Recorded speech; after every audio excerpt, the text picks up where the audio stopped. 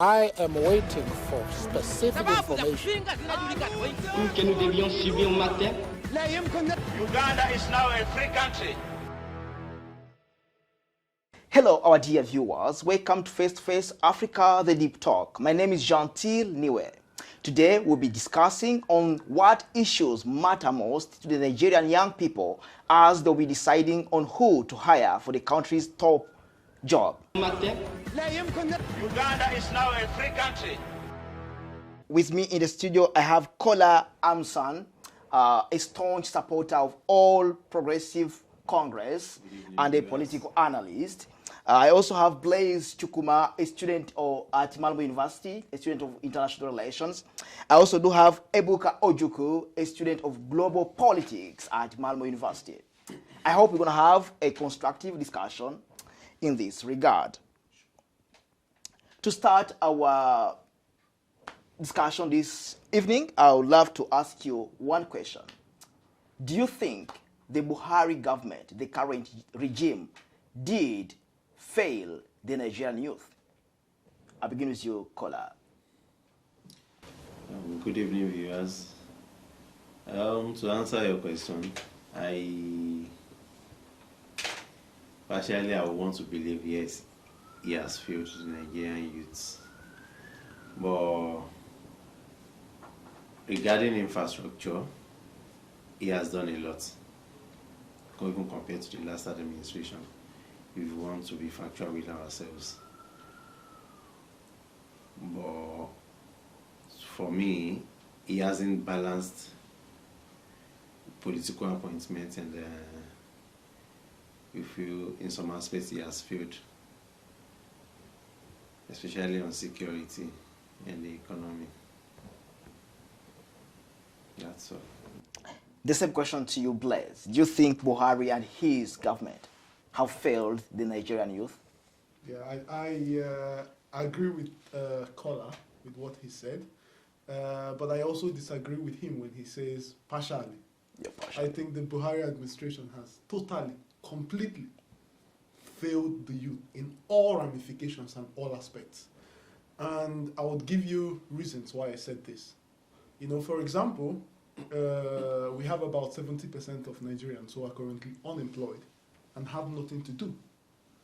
You know, these are youths who could be in the farm, you know, be in the IT sector, you know, be in a lot of sectors to actually help grow the economy. Now, there is this saying that as a leader, you must lead by example. And Muhammadu Buhari, who is the current president of Nigeria, once said that the Nigerian youths are lazy. And we've seen a lot of aggressive actions from the military and the police. You know, when youths, you know, take laptops, it could be people who are trying to learn skills without government support. They're trying to go to ICT centers to learn to be a web developer, to learn to be a graphic designer, a UX designer. But they tag them that they are doing Yahoo, and the police apprehend these boys. So even when the youths try to, you know, help themselves outside of the government support, you know, the government still clamp upon them. You know, issues of insecurity. You know, a lot of the youths are not able to get access to trainings that they want. And also there is what we call, how do you actually help the youths? You know, it's actually to alleviate poverty. And part of the ways is to encourage small-scale businesses. The Buhari administration has not. You know, this countries like America and all of these countries thrive today because they actually support the small-scale businesses to be able to grow, and investors, you know, to be able to come to the country. But it's not conducive. The environment is not conducive. You know, you also don't have access to youths to be able to develop their skills, to be able, you know, a lot of youths are leaving the country, going to countries like America, going to, you know, Europe. Why? Because they can be able to have a dream and be able to dream it and be able to have the government support to do that. So I think in all ramifications, you know, Buhari administration has totally failed. I don't agree with you. Yes, that's Blaise. And lastly, Ebuka, do you agree with the first speakers? Well, yeah, I think the Buhari administration has failed the Nigerian youths in so many aspects. Nigeria is a country that has a lot of youth population, around 60%, with great potentials. you know, because why I say this is because in the last year, the last 2 years, we've seen the highest number of Nigerian youths leave the country. And it's simply because they are not seeing any hope in the country.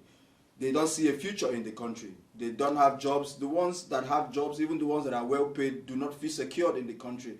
They do not feel that they have job security. They do not feel that their children could have a future in the country. So they leave the country and they travel elsewhere. So that alone is an indices that shows that the government has failed. I don't want to repeat what everybody else has said, but in my own opinion, yes, the Buhari administration has failed the Nigerian youth. So in this vein, if we think that the current regime that they voted for, I assume, has failed them, why do you think they should go out on the 25th of February and vote again? Yet they voted for this government and it has failed them. What's in for them this time around? Why should they go out and vote again? Yeah, you see, that's the beauty of democracy. You know, in democracy you have the ability to vote in and to vote out. You understand? So the Nigerian youths voted in Buhari. They rallied around him. They saw he preached change to them and they bought into it. But the change did not happen the way that they expected. Now it's time to use that power of democracy to elect and to come out and elect another person who is probably more capable of doing the job. Because you see, this is the future of the Nigerian youth. An average Nigerian youth has spent 8 years under Buhari. Imagine 8 years of your life going and you have not achieved anything and you are not sure of what the future holds. And that's another 8 years coming for another candidate. So it's your future, it's time that is going. So as a youth, you are conscious about time. So I think Nigerian youths have to come out and vote because number one, it's their power to vote. That's the power of the electorate. And number two, the future is important and they have to make sure that they put the right person there to preserve their future. So they should not give up. They should come out and vote for a positive change. Totally. Very good answer, very interesting. Do you have a different opinion on that? Well, I would say never say never. They shouldn't give up. Yes. Because basically, if they get tired, it means the kind of development they won't get it. So we have to encourage them and that they should all come out en masse and vote for Asiwaju. Vote for who? I don't agree. Asiwaju. Asiwaju, that is Tinebu. Asiwaju is quite different from Buhari. Because an Asiwaju puts a round peg in the round hole. He doesn't say, oh, this person is my brother, this is my brother-in-law, and puts him in position. He puts a round peg in the round hole. And that is what we want. That's what we want. That is where development comes from. But I want to ask you one question, actually. Fashola, who is also part of Tinebu's campaign, is part of this current administration. In fact, he's a minister and is also a top voice in this cabinet. El Rufai is also among the FEC, is among the governors and also your party member. Yes. So all of these people who you're branding that Asiwaju is going to bring in are already in the current administration, but it's failed. They are the ones who have put the youths because of the nepotistic approach of the president. He calls the shots. No. So they are just appointees. Fashola, people like Fashola, and the other ministers, they are all appointees. You can see whereby they put a Festus Kiyamo to be a minister for state for labor, minister for state, and they put maybe somebody who is not as qualified as he is, who is not as spoken as he is, who is not as intelligent as he is. They put him on top of him. That is part of the nepotism. Let the discussion continue. But in that regard, because I think you have very good points here, we have been seeing Peter Obi Grigory of the Labour Party, Tinebu of the All Progressive Congress, and Atiku Abubakar of the People's Democratic Party moving around the country, trying to summon all the techniques and strategies to rally the support of the young men and women of Nigeria to vote for their different party outfits, promising them a better and prosperous Nigeria. Here's the question. What should the Nigerian consider to be a good deal for them?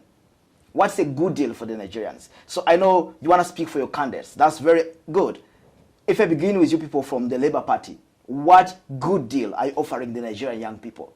Also, bear in mind, the most important issues to the young Nigerians, they include the fight against corruption, the fight against bad governance. They also include good accountability for public resources. They also include unemployment. So which deal are you offering to these people, to these young men and women, to vote for your candidate, Labour Party candidate? Yeah, I would say actually the Nigerian youth needs to actually look into the direction of a candidate who presents himself to you during the campaign. Someone who comes to you directly, speaks to you, tells you this is what I'm going to do. Hold me accountable. Holds debates where you discuss ideas on how to promote, how to make the country better in terms of security, in terms of, because he sees this project as a youth project, not his project, not it's my turn. But this is actually a Nigerian project. So I think the Labour Party candidate is actually the only candidate that has engaged the nation, that has engaged the youth, in aspects of how to move the country forward. So I think also in aspects of corruption, of course, we all know that during the famous, was it 2019 or 2015 general elections, where we saw a bullion van go into the APC's party homes. These are people who have actually been stealing the state's resources and using it for their personal use. This is corruption. In the same country, that would have been investigated and, Tinubu would have paid for it. So APC is a party that has been infested with corruption. Now, Peter Obi, when he was governor of Anambra State, has actually been able to fight corruption in a lot of ways. He was actually one of the governors. He rejected the bill sent by the House to renovate the State House of Assembly, the government complex, in a ridiculous sum. He said, this amount is too much, we have to pull it down. He's actually one of those governors that, like I said in the previous shows, EFCC has never invited, And of course, in the process of young Nigerians trying to seek for change, during the 2015, we were blind. We didn't actually go to check the history of candidates. We just, because the things were bad, we actually just wanted change. But now the Nigerian youth have found out to seek for change is not just enough. But you also have to look at track record. You have to check what these people have done before. Have they had any case where they were corrupt, or cases where, things were brought up against a particular candidate? And of course, the candidate of the Labour Party is the only one who does not have any case of corruption. So I think it's important for the youth to look for a candidate who speaks to them directly, who has a track record of being clean and being anti-corrupt, and who, if things goes wrong in the country, they can also talk to. Famously, after the NSAS, where the youths were protesting, the candidate of the APC said, what were the youths doing at the Lekki toll gate? He was asking them, what were they doing there? It's the youths, they were killed. But you have who doesn't care? He has no sympathy for the youths. Now tell me how that same person is going to take care of you when he gets into government and you want to protest against his own government. So I think the Nigerian youths need to look, into a candidate that has what it takes, to bring that change, for the youths. Yeah, I'll go to this great man here, a staunch supporter of the APC. What deal is your party, or the person you support, you think is offering to the Nigerian young men and women to vote for him? To vote for an Asiwaju presidency, he's bringing a lot to the table. Because in education, economy, he's going to invest a lot, because he said he's going to spend big. In spending big, you have to create infrastructures for a country to develop. So he said he's going to spend big. In spending big, where he's going to get the money from, he knows. That is why he's going to bring in technocrats. He's bringing in technocrats. If an Asiwaju can take a Ben Akabueze that is from the south, he didn't say, oh, this person is my brother, is my sister. He brought him in to come and head his economic team during his time as a governor of Lagos State. And presently, the present commissioner for Budget and National Planning in Lagos State is from Delta State. That is the Nigerian that we want. that is a Nigerian, whereby we see, oh, in the next 2-3 years we'll see a lot of improvement. That is what an Asiwaju presidency is bringing to the table, and that is what we want. We don't want ethnic bigots, religious bigots. We don't need that. It's not going to help the system. Actually, I agree with what he said, that this is not a period of ethnicity or religious or anything. But actually, track record, you know, it's not if you appointed someone from the East just to cover your tracks, but what is the result? Of course, we know Lagos is one of the worst cities to live in. I disagree with you. The statistics Forget about the statistics. Forget about the statistics. Statistics matter. Because it's the second biggest economy in the. Being the biggest economy, it's not enough. What do you mean it's not enough? It's not enough. You must believe. What do you mean it's not enough? Luxembourg is not the biggest economy in Europe. Yes, but they have a good life. They enjoy. They have high quality of life. So you don't have high quality of life in Lagos State? Yeah, I mean, you've never been to Lagos State. I have been. Yes, let's stay focused on the questions, but it was a good answer from you. Tinebu is offering inclusivity, including everyone. But your discussion actually leads us to the next question, and I think it will be our last question. We all know Nigerian politics has been based on ethnicity, tribes, or religion. And I'm scared the Nigerian young people would end up in this trap of politicians drawing them along these kind of lines of ethnicity and religion. What kind of advice are you offering to the young Nigerians so that they should avoid doing the same mistakes, voting someone just because he's from your region, because he's from your tribe, because you have the same ethnicity or you have the same religious affiliations? That's a very dangerous way to go this time around. So what advice are you giving to the Nigerian young people when they are voting this time to avoid this trap? Yeah, you see, I think the Nigerian youth has suffered a lot in this past 8 years. So, like you said, in 2015, they just wanted change. But now, people are interested in the kind of change that they want. Yeah. So, and Nigeria being ethnically and religiously diverse it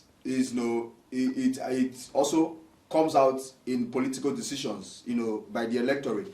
But this time around, I want the Nigerian youths to actually see that it's not about religion, it's not about ethnicity. And it's not even helping matters that the All Progressive Congress is fielding a Muslim ticket in such a religiously diverse country. Ethnicity doesn't matter. But my father is a Christian, my mother is a Muslim, so the ethnicity doesn't matter. But does religion matter? I'm sorry, religion rather. Religion doesn't matter. I'm not talking about ethnicity. Religion doesn't matter. See, go ahead, please. Yeah, so at this point in time, we need the man that can do the job. The man who's going to take us from consumption to production. The one who is going to put us on the face of the global list of achievers. The one who's going to open up opportunities for Nigerians, young Nigerians, to come out and achieve their numerous potentials. The one who is going to hold politicians accountable and make sure that state resources is used for state use. And that is the man that we want to take us to the next level for the new Nigeria that we're all clamoring for. Amazing, very good answer. What do you think should these young people think about this time when they are being compelled or even being campaigned to by these politicians who are trying? They have done it before, and they are trying to use the same trick to use their ethnicity or their religious affiliation to lure young people into voting for them. What do you think they should consider this time to avoid that trap? No, I feel they should look beyond the Buhari presidency that has failed them. A Buhari presidency is quite different from a Tinubu presidency. They are both different. They are both different kind of people. A Tinubu is not a nepotistic person, so I believe a Tinubu presidency will favor the youth this time around. They will favor the youths and train them either in IT or any other entrepreneurship programs they feel they can bring to the table. So I feel they shouldn't give up. An APC government might have failed them, but they shouldn't give up. Yeah. Now, can Think- I add to that? Yes, please, Blaze, you're welcome. I would say actually that if you're using a vehicle to go from point A to point B, and that vehicle becomes faulty, it's not actually giving you what you want. Now, even if you change a driver, because that vehicle is faulty, you would still never get to your destination. And the fact is that the same people who are in APC are also going to be the same people who would be in this Tinebu administration. But to answer your question, I think it's important for Nigerian youths, to actually look at someone who can be able to, who they can be able to question the decisions they've made and expect the person to be able to answer them. Because that's the beauty of democracy. The fact that the fact that the nation, all of these greater countries we see today, it's because the people can actually question the government and the government would answer them. And that's the only way you can have progressive debates that would lead about a nation being progressive. And that's one thing we've not been able to have in a lot of times with Buhari administration, even in Lagos government also, like we could see during the NSAS and a lot of things, where it's all about their decisions. They don't put into what you want in their agenda. They only want themselves. And in that way, they only have one certain view. And a nation can never be progressive in that form. But one thing I would also like to add is that it's important for Nigerians to know that those in the north have had presidents from the north. And even those from the south, southwest, south-south, have had presidents. But none of those regions can say they have like good roads, or they have monopoly of like cheap commodities, or they have whatever. So I think all Nigerians, irrespective of what part of Nigeria you want, be it in the north and the south, we all face the same problem: insecurity, poverty. So I think Nigerians should look beyond all of these things and don't tell myself someone from my tribe must be a president, because someone from your tribe have been a president but nothing changed. Let's look at overall someone who can answer us, someone who we can always knock in the door and is willing to listen to us. Yeah. So I think that's where Nigerian youths should focus on, someone who can be able to hear them. Because as a parent, or as a child, you want to have a mom, you can always talk to, in difficult times and expect them to answer you. So I think in the same way, I think Nigerian youth should look at these presidential candidates and ask themselves, who can I walk up to and say, I have this, and he will listen to me. Thank you very much. It has been a great pleasure having you today. To the Nigerian people, I'm calling upon you to make sure you cast your vote and make sure your vote counts. And a good vote should be the vote for a united, strong, and prosperous Nigeria. My name is Jean Niwe. It was a great pleasure talking to you. Have a good day. Bye-bye for now until we meet again. I am waiting for specific information. Uganda is now a free country.